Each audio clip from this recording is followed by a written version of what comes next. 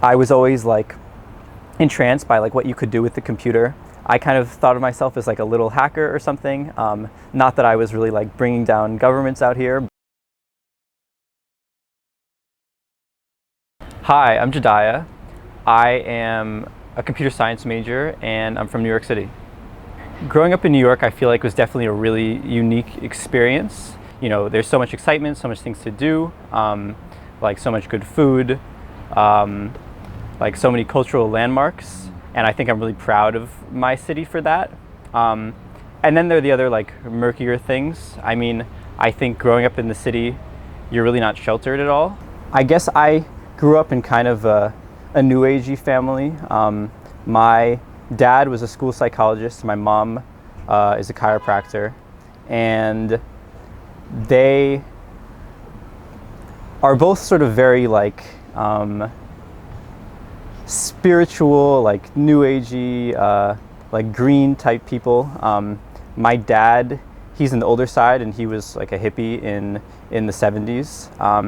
And I guess sometime in college, or maybe not too long after that, he was exposed to Buddhism and he converted to Tibetan Buddhism, and he's been really involved with that for like most of his life.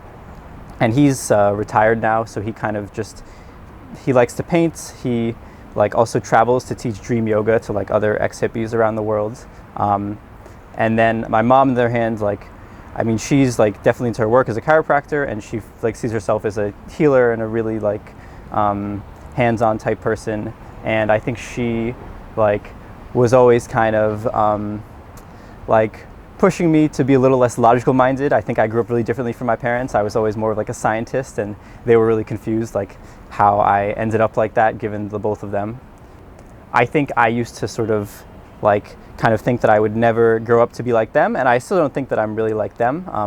My mom would always sort of say, "Oh, one day you'll see, you'll become more spiritual and you'll realize." And I think to some extent she's been a little bit right in that I have sort of become like more open-minded and less rigid as I've gotten older, and especially in college, and just sort of realize that even if I'm not necessarily like super into these things, like there's a lot of value to something like meditation, or to like, you know, having like, you know, more of emotional like intelligence rather than like rational intelligence and so on. I think I was always kind of a computer kid growing up. I was like into like playing video games on my laptop, and I was always like entranced by like what you could do with the computer. I kind of thought of myself as like a little hacker or something. Not that I was really like bringing down governments out here, but I got into like trying to program my own video games a little bit when I was in like middle school. Nothing like super complicated. I'd make like little flash games because I loved playing like the games on a mini clip and addicting games and all that. And in high school, I took a class that my high school offered called it was in something called processing, which is sort of like Java, but it's a language which is really visually oriented, and like you can kind of make art and like patterns on the screen. And I guess like that sort of caught my attention, like the ability to put things on the screen. I definitely have had a winding journey here at Penn. I mean, I think most people probably have. I, like many people, had kind of a rough freshman fall. It was definitely a big adjustment for me. I eventually ended up in the spring like joining the SIS 160 to be a TA, which is like such a nerdy thing. But for me, that was like a really big thing because that was sort of where I first, you know, fell into a group of people who I really felt like I could be at home with. In my junior year, that was when I felt like everything was sort of going really well, and then COVID hit. Because of that, and also because I felt like maybe I wasn't really ready to go out and be a real person in the world right away.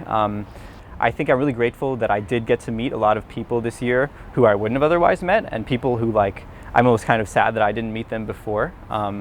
And I've sort of, you know, come to appreciate that like having, you know, 3 friends who like, you know, you have a really meaningful connection with can be a lot more valuable than having like 50 friends who you don't really trust at all.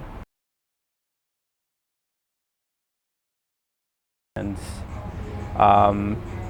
like homelessness and all sorts of things that like a lot of people growing up in the suburbs might not. Okay, sorry. Yeah,